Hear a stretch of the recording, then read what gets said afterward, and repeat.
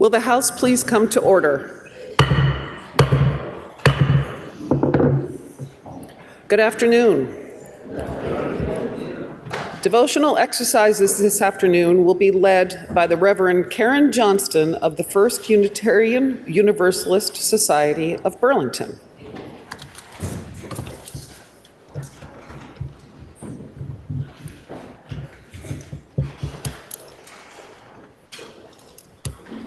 Two or 3 minutes, more or less, moving and shaking and touching those within the exquisite umbral span. 2 or 3 minutes that led to somewhat replenished state coffers after the previous summer's ragged floods. 2 or 3 minutes that made astronomers of us all introducing into the common vernacular diamond ring, not meaning gaudy human ritual of engagement, also Bailey's beads and 360-degree sunset, eye safety, Saros, cycle, prominence, occultation, and syzygy, umbra, penumbra, and wow beyond words. 2 or 3 minutes when the place we intended to be at 3:26 or 3:27 on April 8th, 2024, depending on our personal and communal brave little state topography, could be the glorious Colchester Causeway. That's where I was. Or Newport in the Northeast Kingdom, or a patch of brown to greening lawn in Waterbury. It was all equally lunar, equally solar, equally stellar. 2 or 3 minutes that gave us our generational pale blue dot moment. A visual and visceral reminder made oral through the throated wonder rising up from 6,000 on the Burlington waterfront and handfuls of people in front of general stores all over the state. For all of us in the path of totality, scratch that, for all of us who at any given time dwell within the reach of the rays of the sun that warms us, yes, it was a visual and visceral nudge that we are truly siblings and cousins sharing the same origins and the same destiny in this vast cosmos, in this magnificent solar system, on this very planet that deserves our sustained awe translated into a much gentler footprint. Thank you.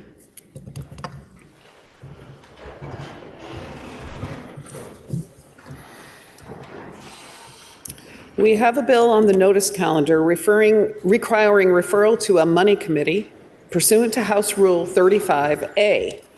Senate Bill 30 is an act relating to creating a sister state program. Carrying in appropriations, the bill is referred to the Committee on Appropriations. Members, we have received requests to read 2 House concurrent resolutions that the House and Senate adopted pursuant to the consent calendar. The first is HCR 211, which is a House concurrent resolution designating April 11th, 2024 as Tourism Economy Day at the State House. Please listen to the reading of the resolution.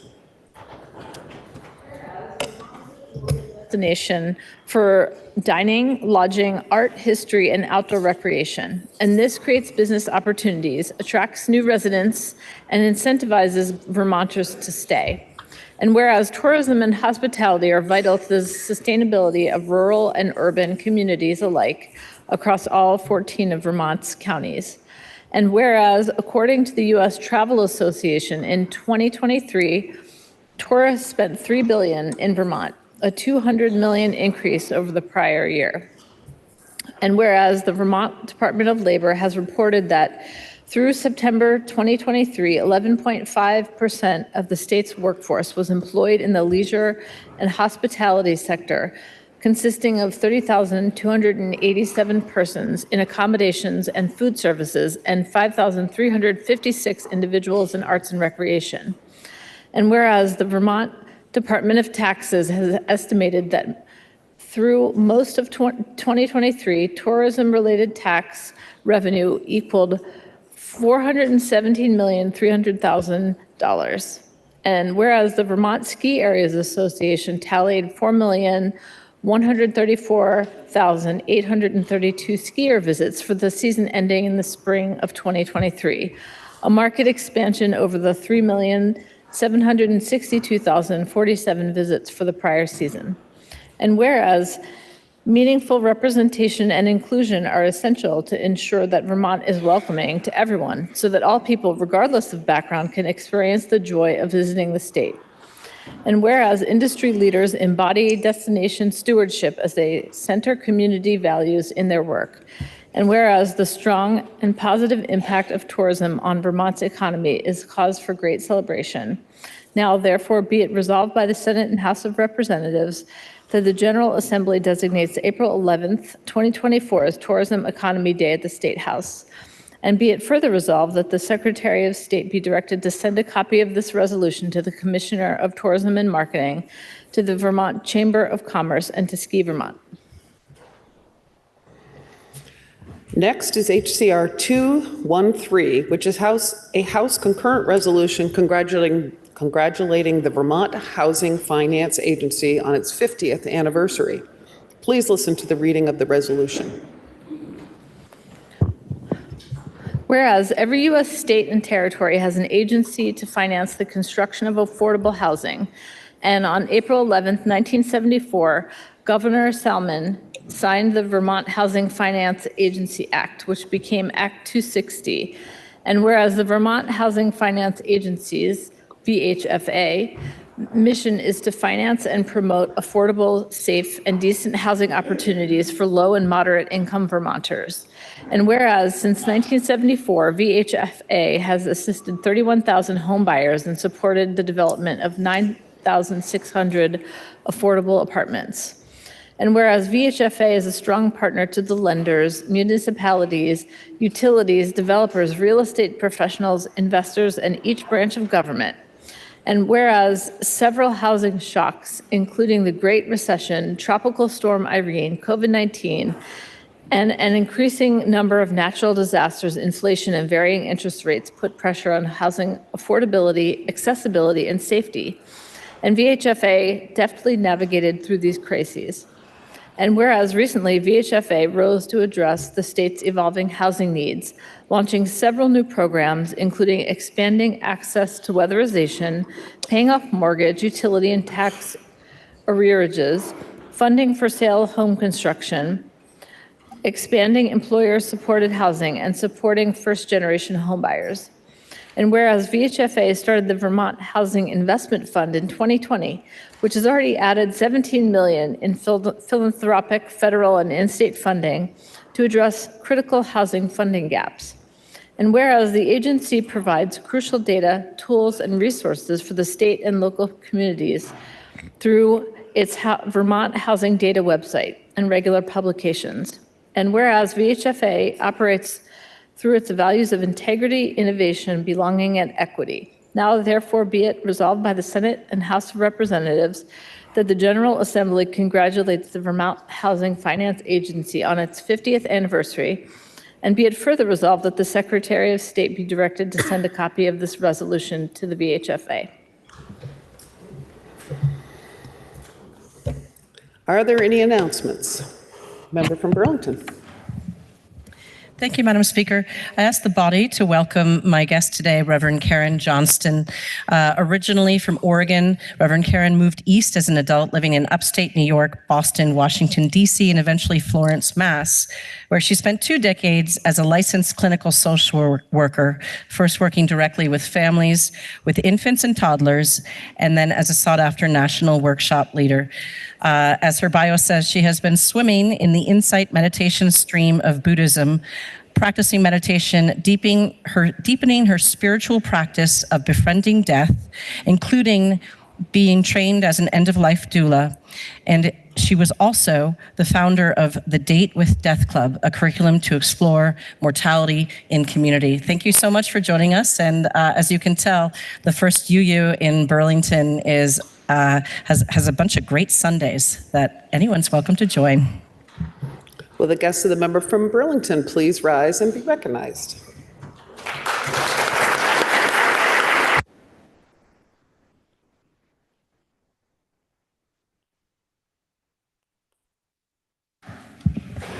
Member from Brandon. Madam Speaker, just a few moments ago, you heard a resolution honoring Vermont's tourism industry. And wow, what a week to celebrate Vermont tourism. The eclipse itself was a magical event, but the vast numbers of people who were here and able to experience and share our little state was truly unbelievable. Tourism has a long history of contributing to Vermont's economy. Today, we are celebrating this very important sector, welcoming representatives from restaurants, lodging, specialty foods, craft breweries and spirits, trails, ski resorts, golf courses, natural sciences, historical sites, museums, performing arts venues, creative economy, retail, clothing, mountain biking, canoeing, camping, and more. Vermont's tourism industry draws visitors to our towns and supports our local businesses, and it is one of our largest employers. It generates tax revenues and creates jobs and unlocks wide-ranging economic activity in both our rural and urban communities. The cherished Vermont brand is known internationally and is vital to our success. It is a great joy to share the state that we call home with visitors from all over the United States and the world. And today we have been joined by nearly 100 tourism industry leaders who are here to share their history and experiences of doing business in Vermont. But before closing, I would like to invite everyone to today's reception highlighting Vermont food and beverage, which will happen this afternoon from 4 to 6 p.m. in the cafeteria. Please join me in celebrating this important sector of our economy and welcoming the Tourism Economy Day attendees to the State House. Will the guests of the member from Brandon please rise and be recognized?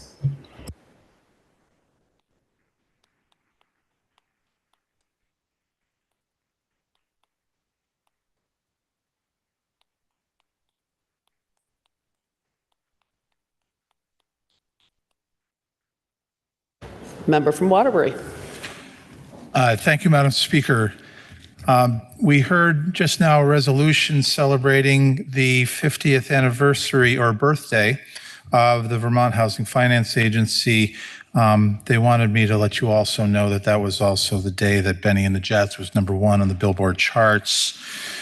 And somehow this was the lasting thing that came out of January 11th, 1974.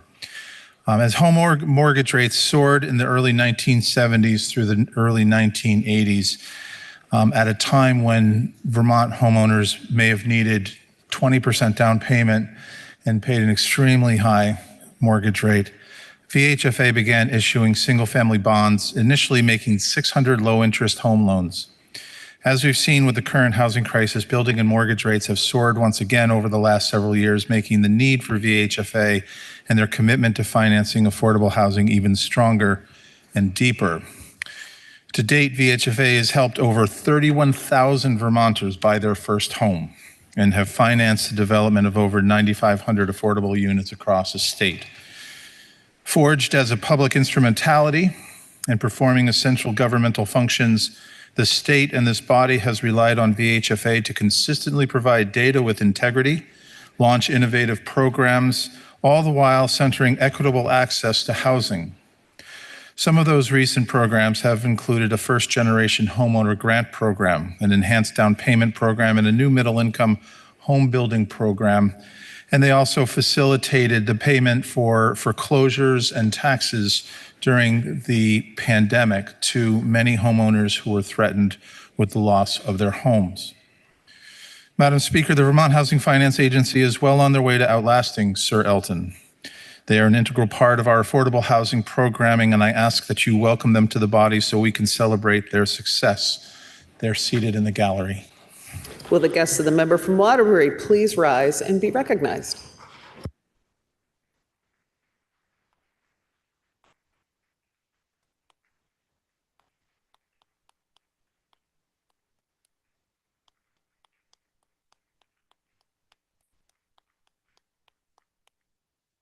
Are there any further announcements? Member from Westford.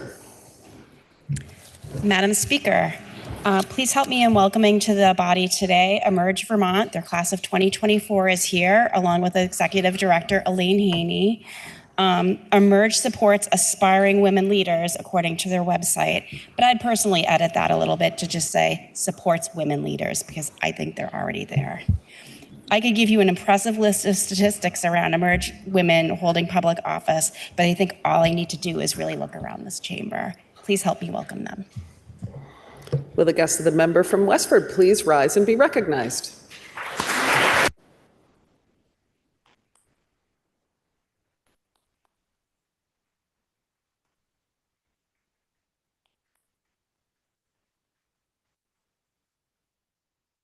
Member from Barnet. Thank you, Madam Speaker. Today, the Vermont Association of Naturopathic Physicians is at the State House to testify and engage with legislators. They are also in the card room. Please stop by and see them. Joining us today in the gallery are Tara Pollack, Jessica Statmauer, Ann Vancouvering, and Josh Korn. Please help me give them a warm welcome to the People's House. Will the guest of the member from Barnet please rise and be recognized?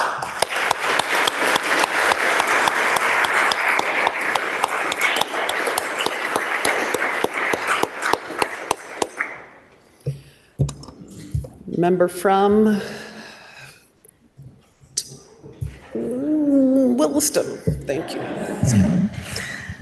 Thank you, Madam Speaker. I'm honored to introduce Jen Townley and her son, Bennett Townley, to the body today. Bennett is 26 years old, and he lives with his parents in Williston. He's at the State House today to advocate for housing choices for young adults with disabilities who want service-supported, affordable housing in their communities. Jen is a member of the Parent-Led Developmental Disabilities Housing Initiative, a new member of the Vermont Developmental Disabilities Council, and one of the most beautiful moms I've ever met. In addition to being a dedicated advocate, Bennett is also a Special Olympics athlete, competing in skiing, golf, and bocce, as well as an all-around wonderful human. Please join me in welcoming Bennett and Jen to the People's House. Will the guest and the member from Williston please rise and be recognized?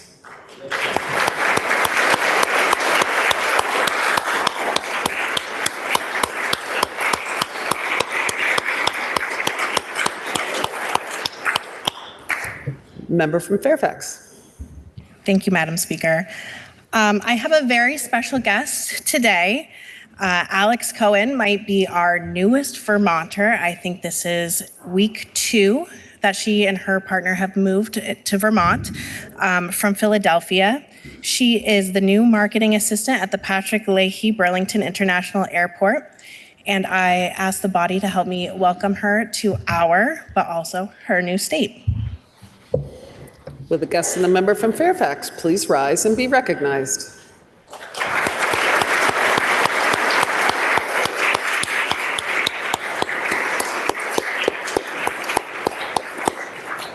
Are there any announcements? Member from Chittenden. Madam Speaker, we had a nice little awards ceremony on Tuesday regarding the 2024 March Madness competition. And I think before the ink was dry on the award certificates, an announcement came out from the House Clerk's office, adjournment pool. It's that time of year. Please see the Chris in the clerk's office or Teresa, and they can help you sign up. It's only $2 an entry, and the proceeds go to flood relief. So I hope all can participate. And unlike March Madness, you can play over and over and over again. So good luck. Are there any further announcements? Seeing none, orders of the day.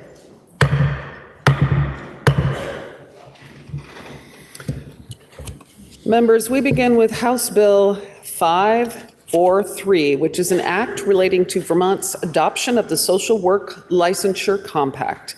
The bill passed the Senate with a proposal of amendment that is printed in today's calendar. The pending question is, shall the House concur in the Senate proposal of amendment? Member from Burlington. Madam Speaker, as you've heard before, we can't make much changes to the language of licensure compacts, and the Senate proposal of amendment does not change the language of the bill that passed out of this body, but adds 2 additional sections that fall under the jurisdiction of our Human Services Committee. Thank you. Member from Waterbury. Thank you, Madam Speaker. Well, as is almost customary this time of year, when bills make their way back to the House, they sometimes have little presents on them. And the Social Work Compact has a present on it. And in fact, what this is, and you can find this on page 3607 of today's calendar, this is clarification of a piece that was in the Budget Adjustment Act regarding the general assistance emergency housing services that are available to individuals. The House had added a piece with regard to identifying and making it possible for individuals with disabilities to be able to document those disabilities or health concerns. And we commented on a specific form that was in the language. Well, that form was no longer in use, and instead, what was put together by the Department for Children and Families is essentially outlined in this bill. But to enable individuals not to have to transition to something yet again different, this is going to keep the same process that we have in place until June 30th. So we won't have to, again, put people through an additional step to have their disability or health condition documented. So your House Human Services Committee reviewed this amendment, and we took a straw poll and voted favorably 11-0 and asked for the body's support. Member from Norwich. Thank you, Madam Speaker. The House Appropriations Committee reviewed this bill as well, and in a straw vote of 12-0, we supported this amendment. So the question is, shall the House concur in the Senate proposal of amendment? Are you ready for the question? Member from Lincoln. Thank you, Madam Speaker. May I interrogate the presenter from Human Services? The member from Waterbury is interrogated. Madam Speaker, just to help clarify for me, the disability variance form that previously was on the website that some healthcare providers have been using to enable emergency housing for individuals that don't have Social Security. Is the language in this amendment any more restrictive in terms of what providers can perform that function than previously stated? No, Madam Speaker, this is consistent with what is happening right now, what has been happening since the middle of March. So the healthcare provider does not necessarily, Madam Speaker, have to be, or the patient doesn't necessarily have to be under the current care of that specific healthcare provider, as long as the healthcare provider is licensed and can put all of their licensing information and the information requested on the form. That their credentials needs to be on the form, yes, and the healthcare provider is making a determination based upon their best judgment and their clinical expertise as to verifying the individual's disability or health condition. So that remains the same. Thank you, member. Thank you, Madam Speaker. The question is, shall the House concur in the Senate proposal of amendment? Are you ready for the question? If so, all those in favor, please say aye. Aye. All those opposed, please say nay. The ayes appear to have it. The ayes do have it, and you have concurred in the Senate proposal of amendment. The final bill on our action calendar today is Senate Bill 25, which is an act relating to regulating cosmetic and menstrual products containing certain chemicals in chemical classes and textiles and textiles in athletic turf fields containing PFAS substances. Please listen. Prior to third reading, we have an amendment on the on the calendar to consider. The first is the amendment offered by the member from Lowell, Representative Higley, and the member from Coventry, Representative Marcotte. Member from Lowell. Thank you, Madam Speaker. We certainly appreciate meeting with the committee this morning. We had a little joke in regards to seeming to have brought this up yesterday and debating it before it was even an amendment. Again, the amendment itself can be found on today's calendar of 3608. It's a one line change of 5 parts per million back to, or not back to, but again to 10 parts per million.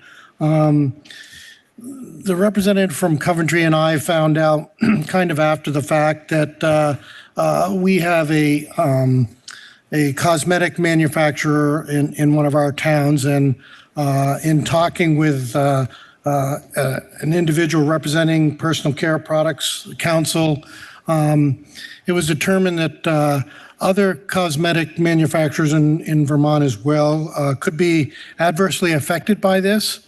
And even the timeline when a lot of these companies contract with companies many years ahead of their product needs, it could be an issue.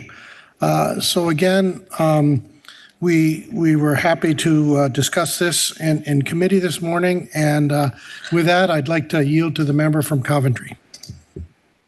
The member from Lowell yields to the member from Coventry. Thank you, Madam Speaker. Madam Speaker, this amendment may not be ideal.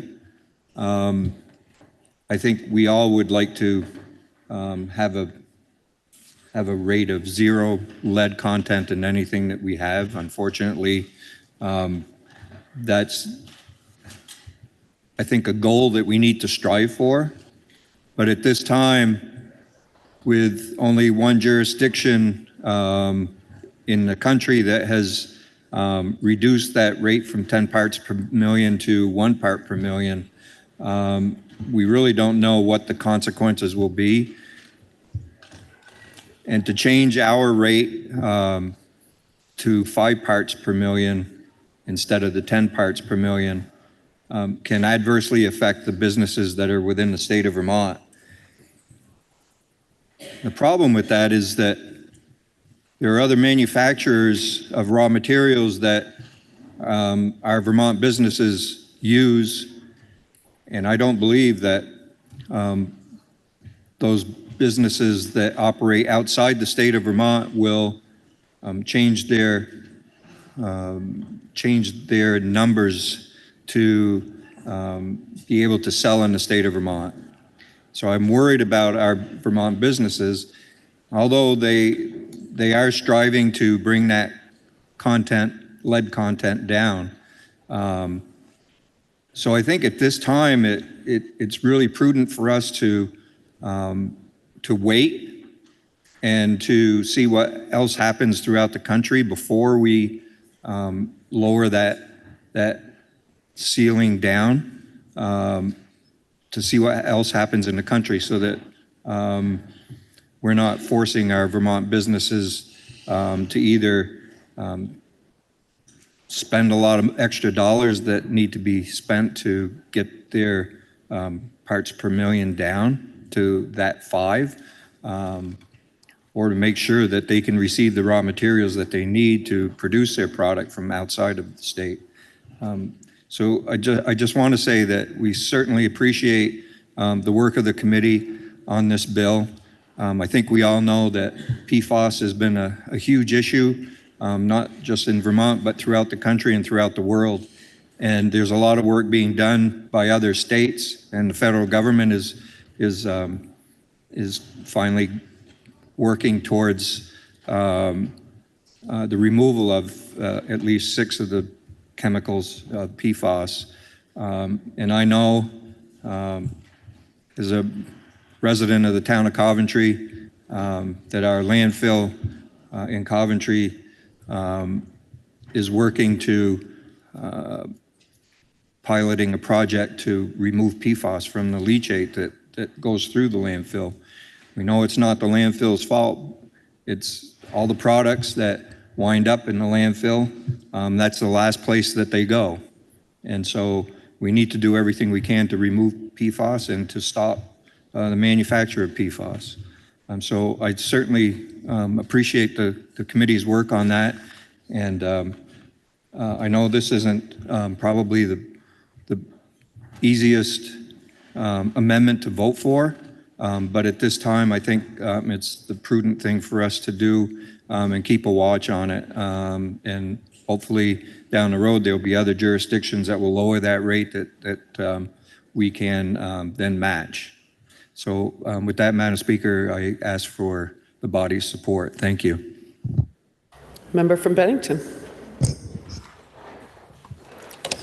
Madam Speaker, your House Committee on Human Services thanks the members from Lowell and Coventry for bringing their amendment forward, and on a straw poll found it favorable on a vote of 7-4-0 and asks for the body's support. The question is, shall the House amend its proposal of amendment as offered by the member from Lowell and the member from Coventry? Are you ready for the question? If so, member from Hartford. Madam Speaker, when I worked with the Refugee Resettlement Program at the Vermont Department of Health, one of the first things we monitored during folks' intake health assessments were lead blood levels, given that our state categorized this as one of the most serious risks to health. That was back in 2016. 8 years later, I am shocked to see us not take this contaminant as seriously when we are all well poised to take action. And despite 8 years of additional research proving its dire impact on human health outcomes, I can't help but question whether this levity would accompany the allowable lead amount in products used predominantly by men. I will never support profit making at the expense of women's health. I will be voting no on this amendment.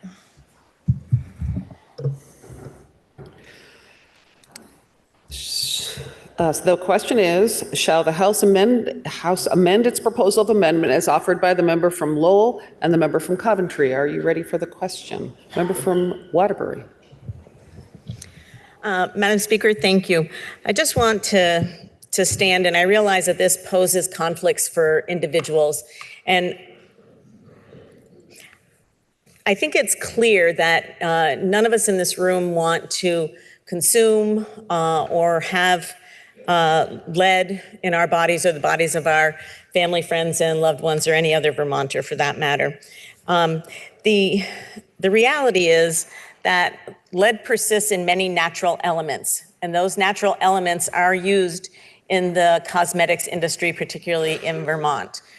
Things like clay-based pigments, things like iron, the iron oxides that are used. What I urge the body to consider is to support the committee's vote on this and to not let the perfect be the enemy of the good. Member from Burlington. Madam Speaker, can I interrogate whichever member of Human Services is responsible for? Member from Bennington. Okay. Madam Speaker, I yield to the member from Waterbury. The member from Bennington yields to the member from Waterbury.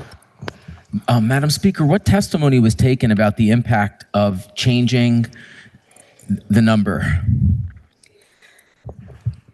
As is often happens in the construct of a bill, the bill came to us with 10 parts per million from the Senate.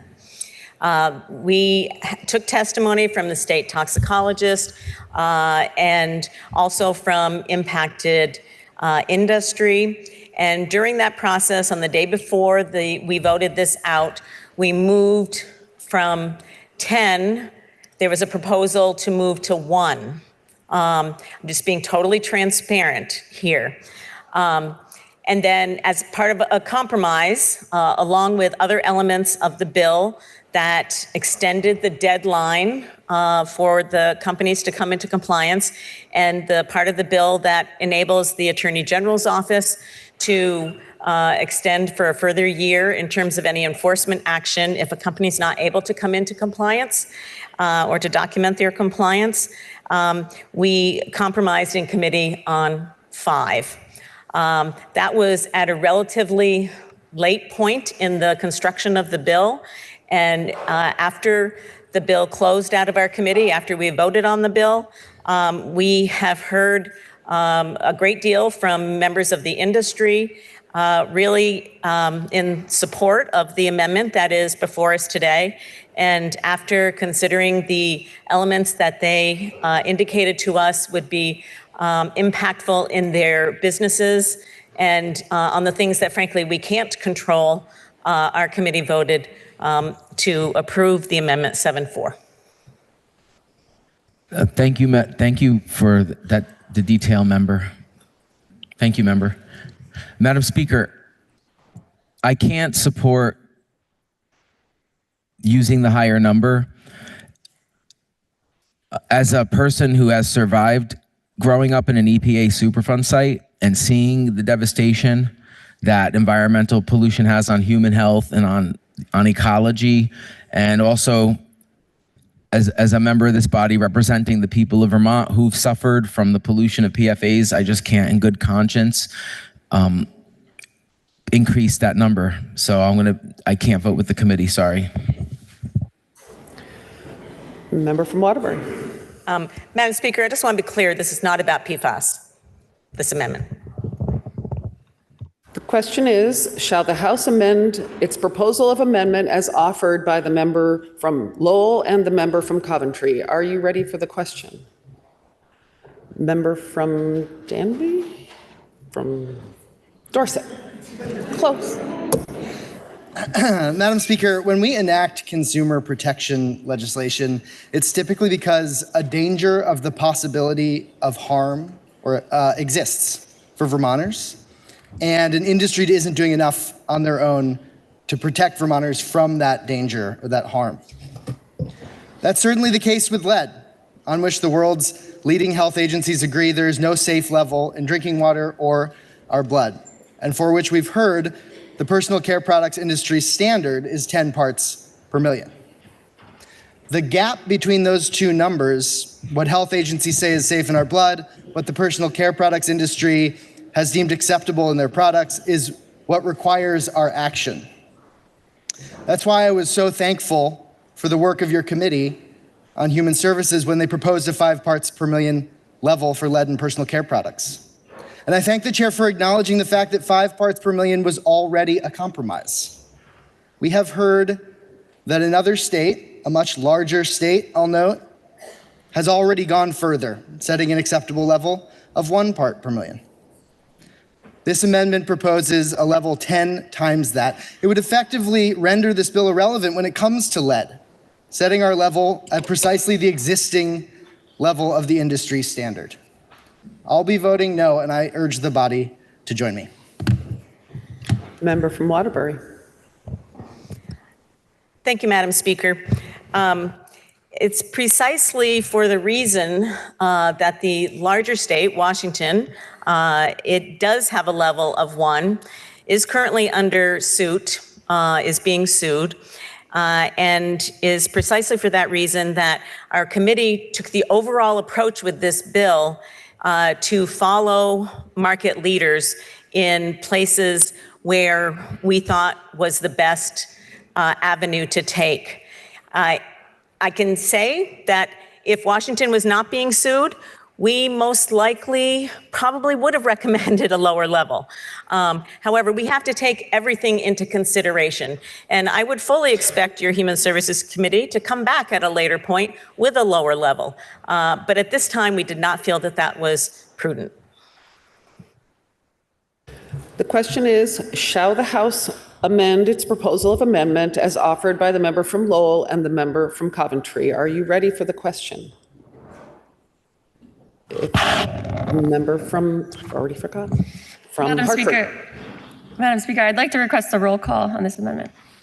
The member from Hartford requests a roll call. When the vote is taken, it is be taken by roll. Is the member sustained? The member is sustained, and when the vote is taken, it will be taken by roll. The question is, shall the House amend its proposal of amendment as offered by the member from Lowell and the member from Coventry? Are you ready for the question?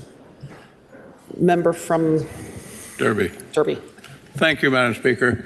I think the representatives from Coventry and the representative from Lowell spoke pretty well of this amendment.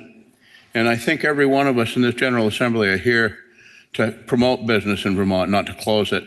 So I think five parts per million isn't going to sway something one way or the other. And I don't know very many people that have died of eyelid cancer. So I hope that this amendment will be successful. Thank you. Member from Northfield. Madam Speaker, I want to note that this bill as a whole was a consensus product from your Committee on Human Services. We all recognized and felt strongly about the risks and the health dangers of many of these products and wanting to regulate them more closely. But we reached consensus also because we really struck balances. We as a state can't alone change the market. If we do not use a standard based on those states that can influence the market and are influencing the market, such as California, if we don't use that, the alternative is to actually eliminate many of those products from being available. It's not a choice of being able to get the products with lower levels. It's a product of them not being available, because if they're not feasible currently, as other states have assessed, those who are leaders in the field of restrictions, then the option is to not have them at all. This bill reached consensus because it had dates and phase-ins that set reasonable targets on what was feasible to do in the industry currently. And it was for that reason, Madam Speaker, that the majority of the committee recognized the value of the amendment before us because we had not had the opportunity to take testimony on whether 5 parts per million were feasible currently. Because of the legislative process, which as it often occurs, final markup is not occurring with testimony before it. The leaders in market influencers, the leaders in environmental protections from these chemicals have set 10. That's California, for example. Yes, one state tried to go lower and is confronting all sorts of difficulties that we would not be able to confront. So I think it's important to keep that balance in mind. Yes, we all would like it to be 0. It would be terrific if it was feasible to go to 1. It isn't feasible now. It wouldn't be feasible to go to 5 from what we have heard and from what we've seen happening in those other states that are leading on this issue. So I urge the body's support for the amendment as approved by our committee. The question is, shall the House amend its proposal of amendment as offered by the member from Lowell and the member from Coventry? Are you ready for the question? Member from Winooski.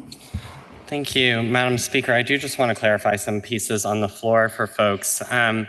The first being that in the testimony that we heard from the industry, it was not that it isn't feasible that they can move to 5 parts per million, it was that it will be very difficult. And I think that what we saw from the bill overall is pushing the industry in a direction where they are not using unsafe chemicals in their products that are going onto the skin and eventually ending up in the landfills here in Vermont, causing PFAS leachate, causing lead to get into our water, which is already impacting Vermont's youth at such high rates. I also want to clarify that the state of Washington is not being sued currently for their 1 part per million. It is a threat from the industry that they will be suing the state of Washington, but that has not come to fruition. I understand the hesitation, and that is what we discussed in committee, was the hesitation of moving to 1 part per million, which is exactly the amendment I would have supported had that come to the floor today. But to move to 10 parts per million instead of staying at 5, which is where the committee reached consensus, we are now giving a false sense of us taking action. When the standard already from the federal government is 10 parts per million, and that's what we're putting in our statute, we are effectively not changing the products here in Vermont. While the rest of the bill is saying that we are moving in a direction where we want less forever chemicals, we want less intoxication within these products, I am sad that we moved in a direction where we are no longer taking action on lead in cosmetic products, and therefore I will not be supporting this amendment. Are you ready for the question? Member from Castleton. Madam Speaker, when it comes to the subject of lead, it's a long history that our country has been struggling with for quite a while now. It's pretty well documented at this point, the health effects of lead, which is the fuel industry originally added as an anti-knocking agent to gasoline before it was eventually replaced with ethanol. Madam Speaker, may I read off some of the health effects of lead exposure? You may. Some of the health effects of lead exposure are risk of high blood pressure, cardiovascular problems, kidneys disease. Exposure for pregnant women can lead to high levels of miscarriage, stillbirth, premature birth, low birth weight. So especially when the majority of these products that are being proposed to be regulated are going to be used for women who will be at direct exposure for these types of effects, it seems like a no-brainer to hold an industry accountable for a product that we know is going to directly affect the health of Vermonters, not just men, but also women and children. And that's why we got rid of it in gasoline. That's why we removed it from household paints for the most part. That's why the housing industry, whenever people sell homes, they usually have to disclose that if there is lead paint in the house or whatnot. And that's been the law of the land for quite a long time now. It's been around since 1978. So it's not new news that lead is harmful to people. So I'm just trying to wrap my head around how there's even a discussion right now by keeping the industry profits higher rather than protecting Vermonters' health. So that I'm just trying to wrap my head around, Madam Speaker. So I will not be supporting this amendment. Member from Shelburne. Thank you, Madam Speaker. Madam Speaker, may I quickly diverge to just a tiny bit of history that helped me to make up my mind today in our committee? Is that okay? Say that again, member. I'm sorry. I wondered if it's okay if I quickly diverge to a little history that helped me to make up my mind. You may. You have the floor. Thank you, Madam Speaker. In the late 80s and early 90s, I worked for, as many of you know, U.S. Congressman and then Senator Jim Jeffords. Jeffords tried for 5 years to pass a massive clean air bill, but many of his colleagues in the Midwest were worried about how it was going to impact businesses. But he kept trying, he kept doing, he worked with the environmental lobby, he kept trying. In that time, the trees and ponds and lakes were dying in the Adirondacks. He finally decided to back off a bit on that legislation and start thinking more incrementally, moving in a direction that worked. He decided it was more important to get something done, start somewhere to clean our air. Acid rain, as I just said, was a huge problem at that time. I'm sure many of you remember. The next year, the Clean Air Act passed. Yes, it wasn't what it had started to be, but it passed. And things began to change, and many amendments strengthening the law followed. Every year for 6 years in a row, they strengthened that amendment as more information became available. 50 years later, my children are catching native brook trout in Adirondack ponds and lakes that were declared dead in 1982. So I bring this up because I get it. This was a really hard decision to make today. Very difficult. So many of us have kids and grandchildren and nieces and nephews, and we are worried about every bit of lead. But if we can't get it done, if we can't get started, then what good is perfect legislation? I feel like we're here to be pragmatists, and that's what we're trying, at least why I voted the way I did, and I hope that you will support this amendment so we can move forward with this bill and we can move forward with a new law that will help many, many Vermonters and our environment. Thank you. The question is, shall the House amend its proposal of amendment as offered by the members from Lowell and the member from Coventry? Are you ready for the question? Member from Morristown. Madam Speaker, I appreciate the work of the committee, and I appreciate the amendment being brought forward. I appreciate the concerns that have been raised around businesses and their ability to produce products. I also recognize the harms that have been caused by lead. This is not a new issue. This is something that we have been aware about for many years. We test children for lead at WIC appointments. We test women for lead at WIC appointments. What is the point in testing individuals for lead exposure if we are doing nothing to stop and mitigate the exposure? I appreciate the gravity of this bill and eliminating toxic chemicals from our cosmetic products. However, if we do not address the issue in its entirety and complexity, we are doing a disservice to the bill as a whole. As someone whose children have been harmed by lead exposure, as well as many other children that I engage with, I will not be supporting this amendment.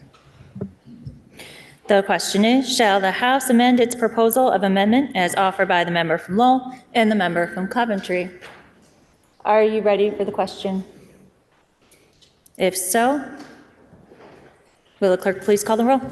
Andrews of Westford. Yes. 2 minutes.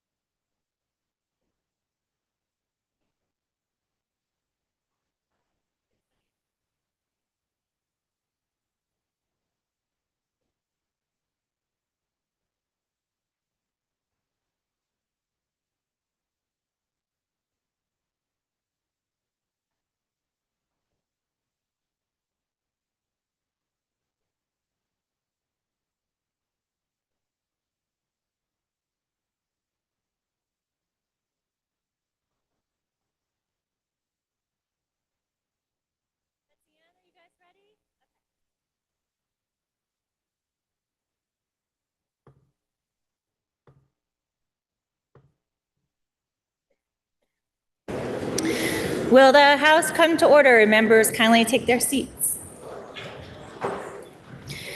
I would like to remind members that we are in the middle of a roll call vote. Members and guests are prohibited from using computers, phones, or any type of electronic device. Please refrain from the passing of notes and conversation during a roll call.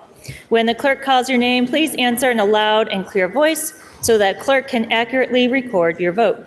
The question is, shall the House amend its proposal of amendment as offered by the member from Lowell and the member from Coventry? Will the clerk please continue to call the roll? Anna of Orwell. Anthony of Berry City. Harrison of Weathersfield. Arsenault of Williston. Austin of Colchester. I'm sorry, Austin of Colchester. Thank you. Bartholomew of Heartland. Bartley of Fairfax. Beck of St. Johnsbury. Rebecca of Winooski. Byrong of Virgins. Black of Essex. Bloomley of Burlington. Bongarts of Manchester. Boslin of Westminster. Boyden of Cambridge. Brady of Williston. Brannigan of Georgia. Brennan of Colchester. Brown of Richmond. Brownell of Pownell. Brumstead of Shelburne. Burdett of West Rutland. Breaker Brattleboro. Burrows of West Windsor. Buss of Woodstock. Campbell of St. Johnsbury. Canfield of Fairhaven. Carpenter of Hyde Park. Carroll of Bennington. Casey of Montpelier. Chapin of East Montpelier. Chase of Chester. Chase of Colchester. Chestnut Tangent of Middletown Springs. Christie of Hartford. Chena of Burlington. Clifford of Rutland City. Coffey of Guilford. Cole of Hartford. Conlon of Cornwall. Corcoran of Bennington. Cordes of Lincoln. DeMar of Enosburg. Demrow of Corinth. Dickinson of St. Albans Town. Dodge of Essex. Dolan of Essex Junction. Dolan of Waitsfield. Donahue of Northfield. Durfee of Shaftesbury. Elder of Starksboro. Emmons of Springfield. Farley's Rubio of Barnet. Galfetti of Berrytown. Goldman of Rockingham. Ghostland of Northfield. Graham of Williamstown. Granning of Jericho. Gregoire of Fairfield. Hengo of Berkshire. Harrison of Chittenden. Hedrick of Burlington. Higley of Lowell. Holcomb of Norwich. Hooper of Randolph. Hooper of Burlington. Houghton of Essex Junction. Howard of Rutland City. Hyman of South Burlington. James of Manchester. Jerome of Brandon. Kornheiser of Brattleboro. Krasnow of South Burlington. Labor of Morgan. LaBounty of Linden.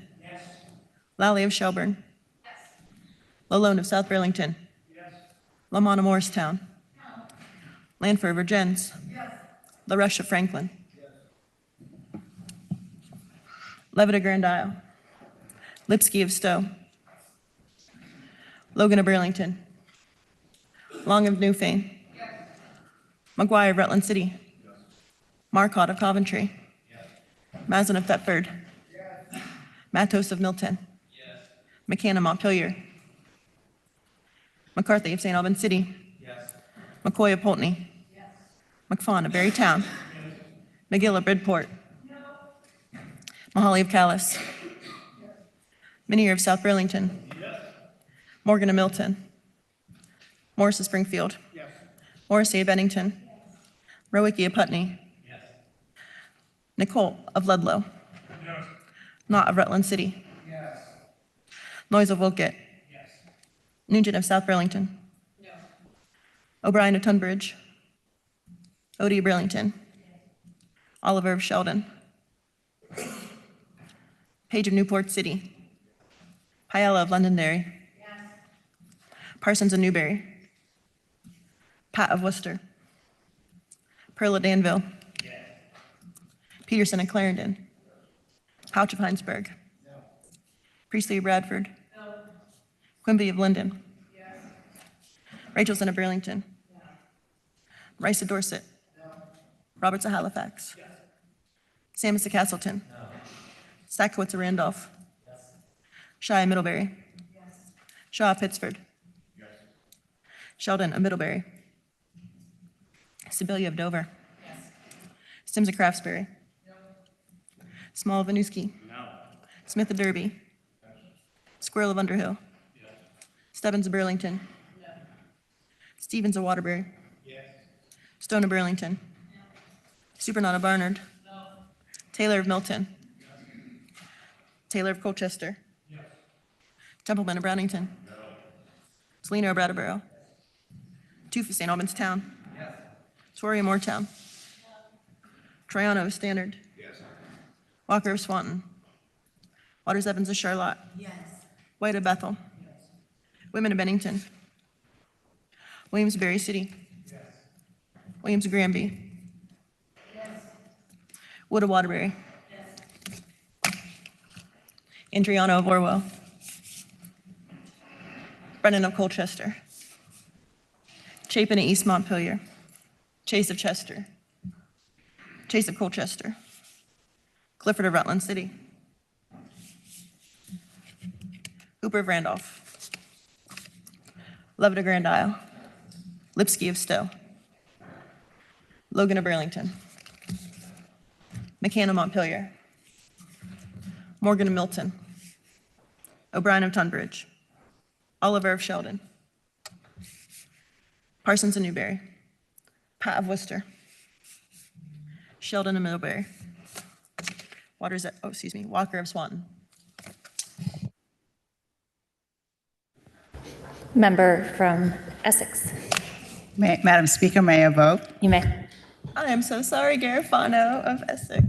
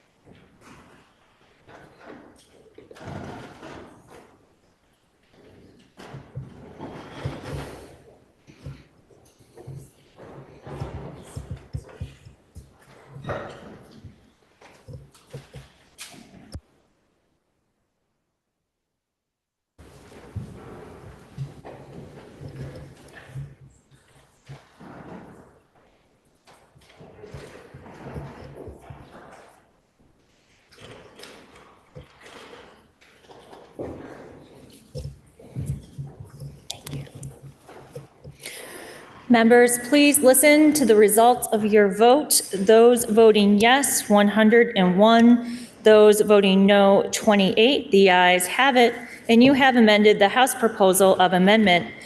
Next is the amendment offered by the member from Bennington, Representative Whitman. Member from Bennington. Will the House please come to order? Thank you, Madam Speaker. The amendment that I'm bringing forward now is mostly a technical amendment.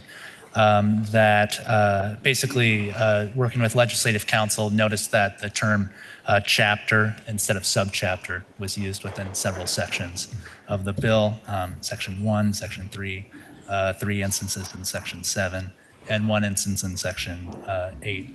It also, since we had the opportunity to provide one more friendly amendment, we took some feedback from the Office of Racial Equity, who we worked with throughout on the Community Engagement Plan section, just to simply change one term within our definition of marginalized communities by, instead of saying members of communities, saying individuals with shared characteristics, because it was believed that this terminology sort of captured a collective rather than single members more. The straw poll from the committee was 11-0-0, and we ask for the body support. The question is, shall the House amend its proposal of amendment as offered by the member from Bennington? Are you ready for the question? If so, all those in favor, please say aye. Aye. All those opposed, please say nay. The ayes appear to have it. The ayes do have it, and you have amended the House proposal of amendment. Please listen to the third reading of the bill. S25, an act relating to regulating cosmetic and menstrual products containing certain chemicals and chemical classes, and textiles and athletic turf fields containing perfluoroalkyl and polyfluoroalkyl substances.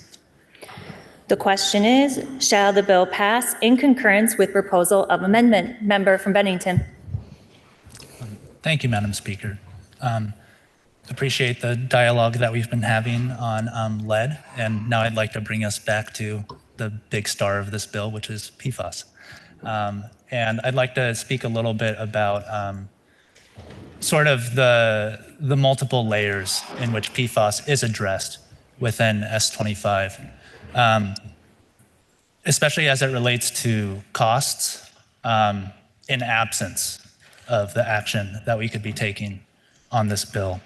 And again, I'll note that while much of what the Human Services Committee's jurisdiction was related to public health concerns with direct exposure to consumer products, I think it's really necessary to also describe the sort of downstream implications that these products also have. So I'd like to touch on that a bit.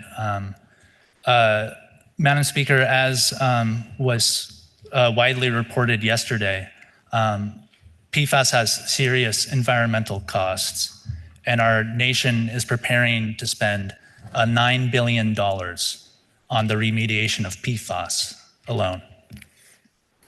Tens of millions of which will go to Vermont over the next 5 years as a result of the IIJA. But, you know, it begs the question of what happens after those 5 years and how will those costs be borne. We received testimony in your committee from Casella Waste Management that they've already spent $5 million on the Coventry landfill alone to treat leachate contaminated with PFAS. So I'll also note that as far as drinking water concerns, we heard from Casella with the sampling of their products that one of the largest offenders for PFAS contamination is textiles within the landfill. So clearly, environmental costs associated with PFAS. As far as healthcare costs, a peer-reviewed study published in 2023 journal, Exposure in Health, estimated that the healthcare costs of PFAS, mostly due to cost issues for things such as cancer, low birth weight, and diabetes, the low range of their estimate was $5.5 billion annually for the United States.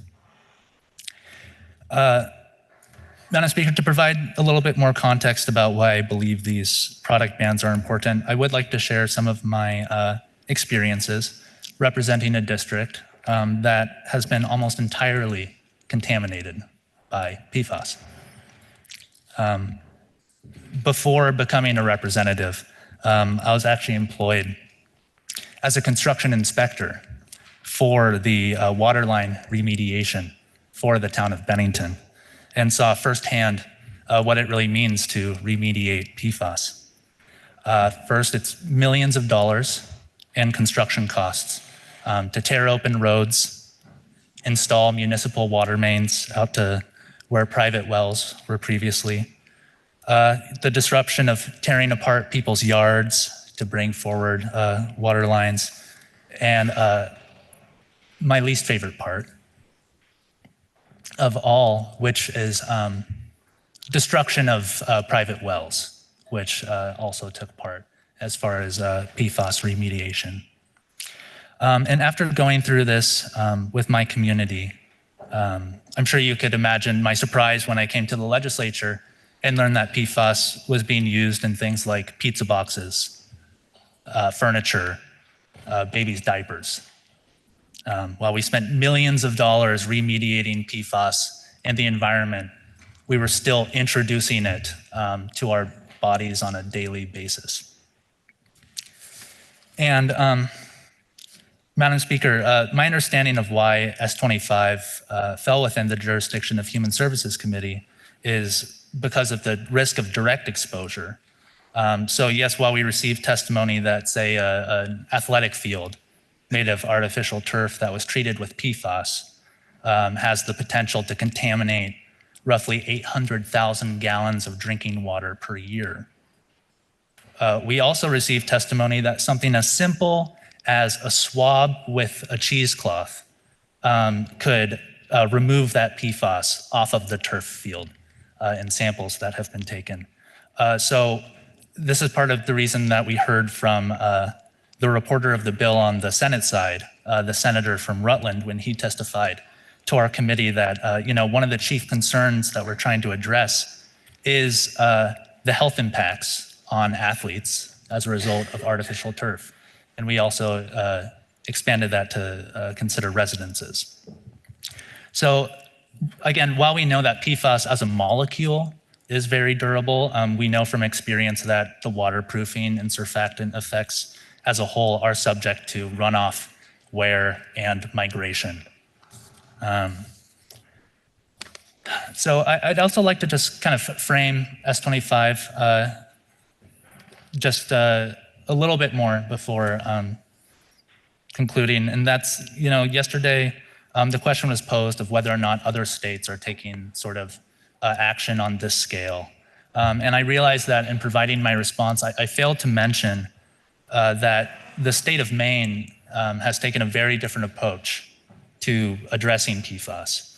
My understanding is that Maine passed legislation calling for an outright ban of all products containing PFAS by a date certain. And there have been a number of bills introduced in Vermont over the years that would propose a similar approach, one of which I'm listed as a co-sponsor on. But Madam Speaker, your Committee on Human Services chose to take a more measured approach to this issue. We chose to be deliberate in how we addressed the highest risk products. We addressed a limited number of products, many of which we considered, where industry believed was practical, a direction that they could move in.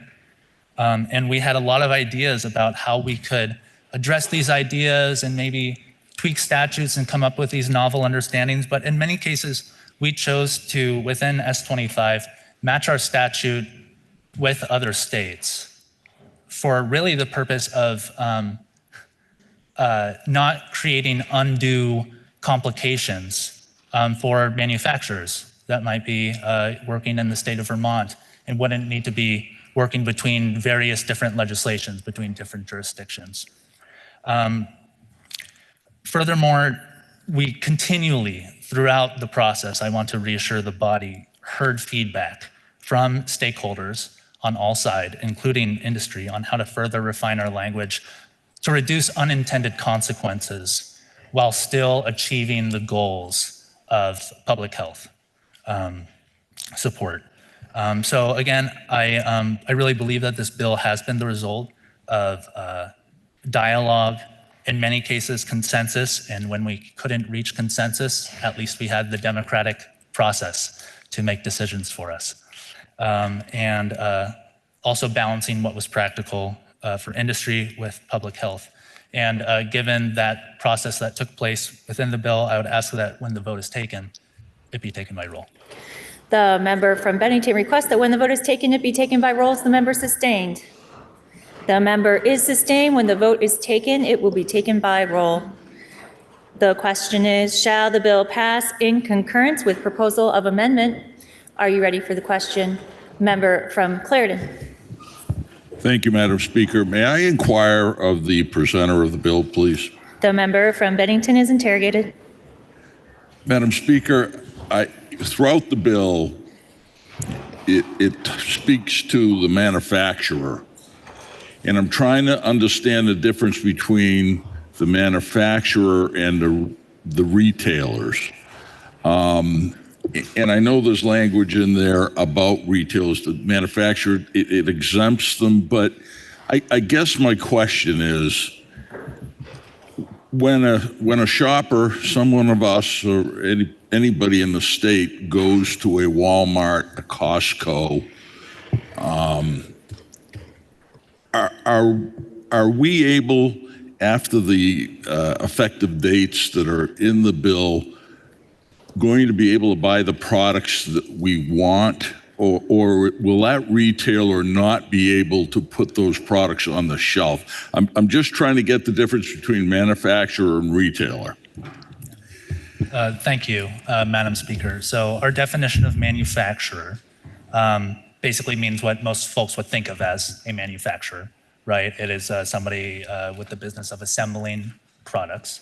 And it specifically, we exclude distributors and retailers, except in the case if the retailer is the first importer of a product from overseas, right? So only if it's the retailer or the distributor sort of is the first producer from overseas. So many of you'll see throughout the bill as we think about, the implementation sections of it, the bill is designed to sort of go up the supply chain to the person who actually added PFAS to the product. And so that is where any action would be taken. Okay, Madam Speaker. So that means to me that we may or may not see a difference in products in stores. Or will we, do you think? Madam Speaker, ideally, following the passage of this bill, the supply chain will be affected in such a way that what we're seeing in stores are PFAS-free. Okay, and I assume that also would have an impact on online purchases, would be the same, I assume, would it not? Madam Speaker, that would be correct. If somebody, basically, if a manufacturer added PFAS, again, we would go up the supply chain as far as we could. If that online store happened to be a distributor of a offshore product, they could foreseeably be considered under our definition of manufacturer, since they are that first importer. Okay, so as I understand the bill, then we're strictly going after manufacturers, and not going after, but trying to get them to change the chemicals or eliminate the chemicals they use on the products as per the bill. Madam Speaker, I would agree with that assessment. Yes. I didn't hear that, member. I would agree with that. Yep. Description. Okay. Thank you. The question is, shall the bill pass in concurrence with proposal of amendment? Are you ready for the question? If so, will member from Shelburne. Thank you, Madam Speaker. Your House Human Services has spent hours and hours learning about the many chemicals, especially PFAS, in our environment. Lately, I think about it every day. I wake up in the morning, scramble some eggs, and think, oh no, this pan must have PFAS. I clean my family's laundry and think, oh no, that laundry detergent has PFAS. I get ready to go out for the evening and put on a little concealer to cover up my wrinkles and think, oh no, that makeup has PFAS. I bring my grandchildren to an indoor facility to play soccer on a turf field. Oh no, turf has an incredible amount of PFAS I'm exposing them to. Oh no. We in this body have begun this kind of incredible work a few years back. You may remember during COVID, we passed a PFAS bill to help to begin the work. S25 is the next step, and I'm hopeful that our future legislators will continue to take steps.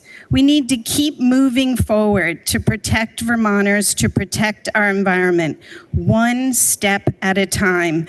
We can do this. I will be voting yes on S25. The question is, shall the bill pass in concurrence with proposal of amendment? Member from Northfield. Thank you, Madam Speaker. Lest anyone think that maybe the member from Shelburne is worrying too much about what the actual health outcomes can be from these various chemicals, I think it's worth stepping back and understanding in healthcare as a whole, what things are recognized as the major things that affect each of our health, the public health as a whole, but each person's health. And number one is actually our health behaviors, the things we make choices about, like smoking or exercise or diet. Number two is our genetics. But after that, we have social circumstances, we have the health care delivery that we receive, and we have environmental exposure. Those are the 5 critical factors that affect each of our health.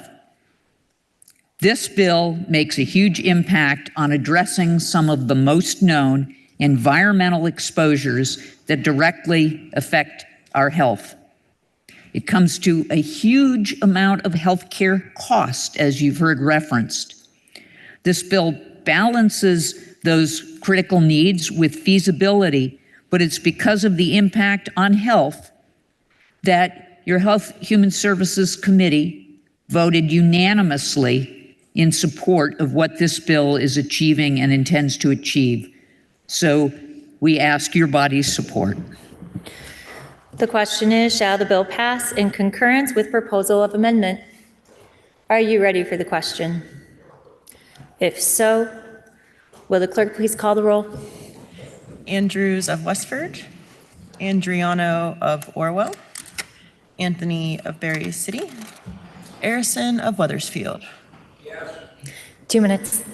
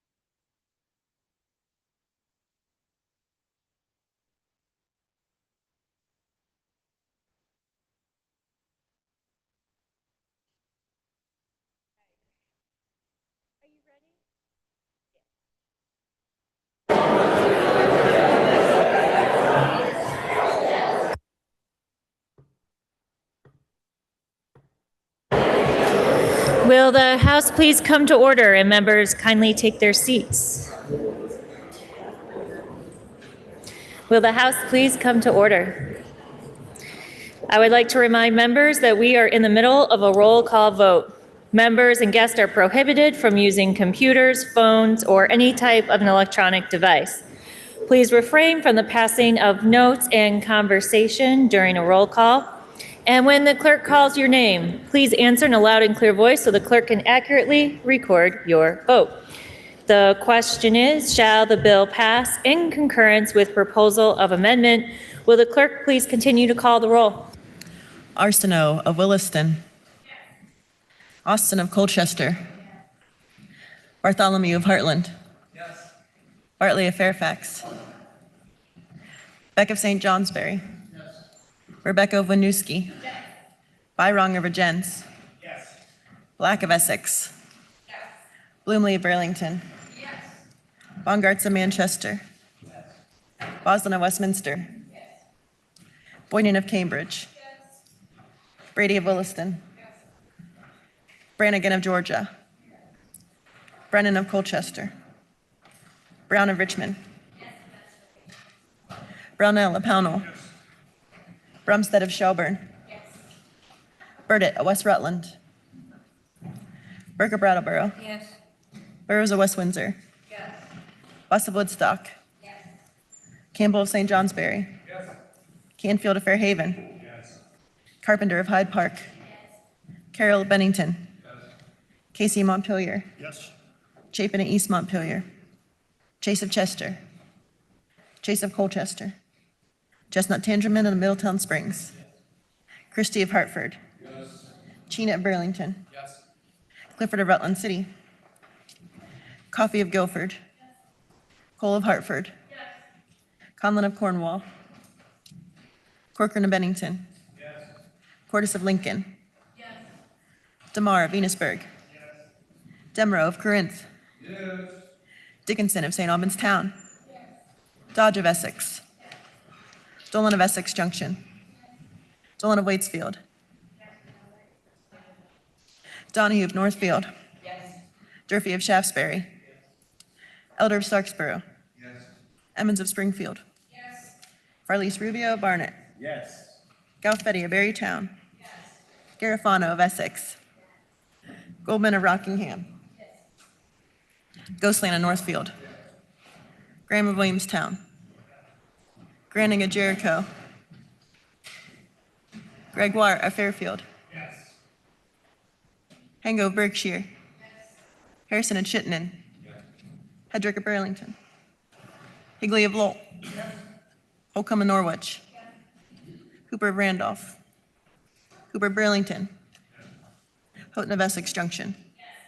Howard of Rutland City. Hyman of South Burlington. James of Manchester. Jerome of Brandon. Kornheiser of Brattleboro. Kresnow of South Burlington. Labor of Morgan. Laboutin of Linden. Lally of Shelburne. Lalonde of South Burlington. Lamont of Morristown. Lanford of Virgins. LaRush of Franklin. Levitt of Grand Isle. Lipsky of Stowe. Logan of Burlington. Long of Newfane. McGuire of Rutland City. Marcotte of Coventry. Maslin of Thetford. Matos of Milton. McCann of Montpelier. McCarthy of St. Albans City. McCoy of Pulteney. McFawn of Berrytown. McGill of Bridport. Mahaly of Calais. Minier of South Burlington. Morgan of Milton. Morris of Springfield. Morrissey of Bennington. Rowicki of Putney. Nicole of Ludlow. Knott of Rutland City. Noyes of Wolcott. Nugent of South Burlington. O'Brien of Tunbridge. Odie of Burlington. Oliver of Sheldon. Page of Newport City. Payella of Londonderry. Parsons of Newberry. Pat of Worcester. Carroll of Danville. Peterson of Clarendon. Pouch of Heinsberg. Priestley of Bradford. Quimby of Linden. Rachelson of Burlington. Rice of Dorset. Roberts of Halifax. Samus of Castleton. Sackwitz of Randolph. Shai of Middlebury. Shaw of Pittsford. Sheldon of Middlebury. Sibilia of Dover. Sims of Craftsbury. Small of Winooski. Smith of Derby.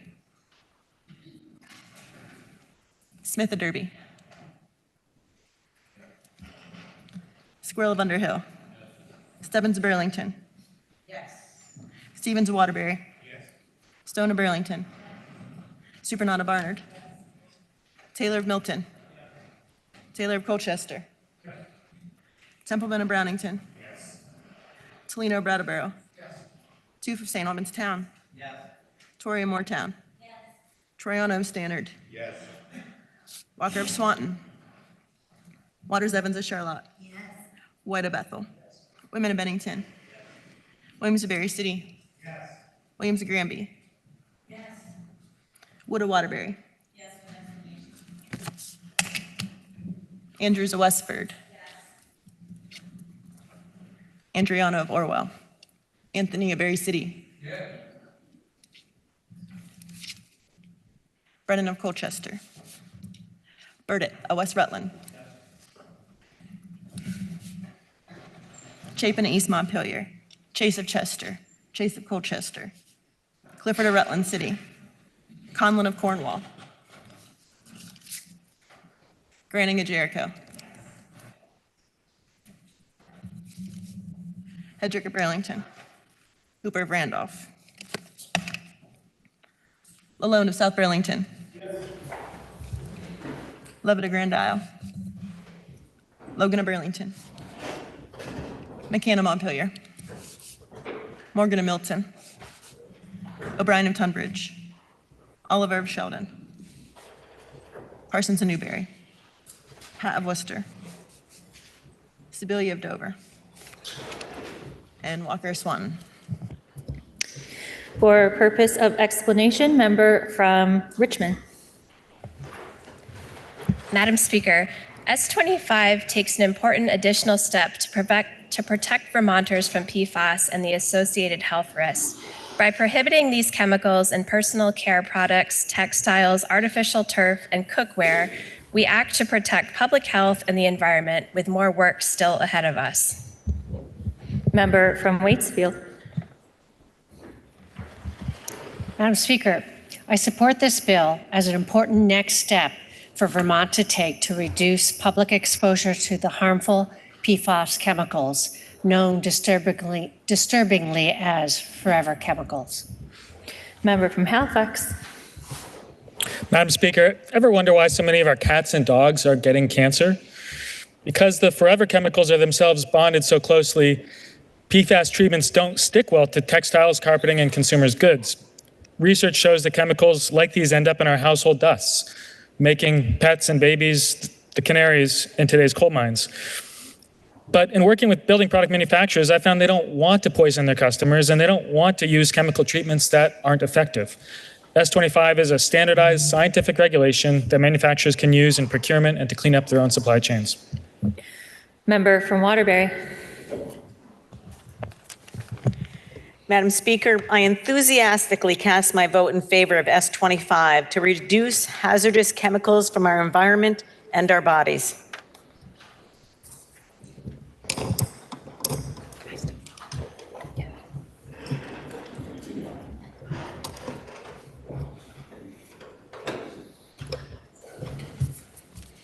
Member from Dover. Madam Speaker, may I vote? You may. Yes. Sibilia Dover. Yes.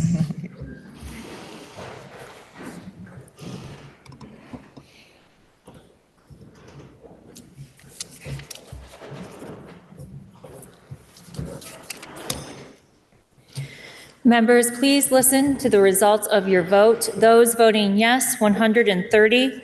Those voting no, 0. The ayes have it, and you have passed the bill in concurrence with proposal of amendment.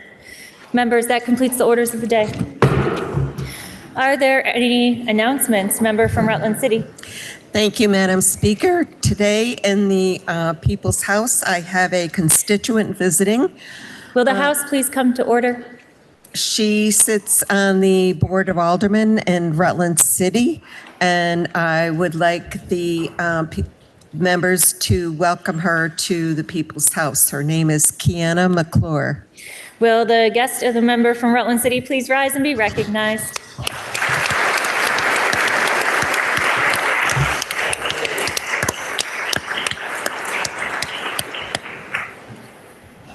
Member from Waterbury.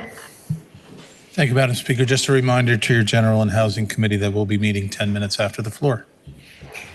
Are there any further announcements? Member from Coventry. Madam Speaker, I ask the members of House Commerce to come immediately to the committee room. Thank you.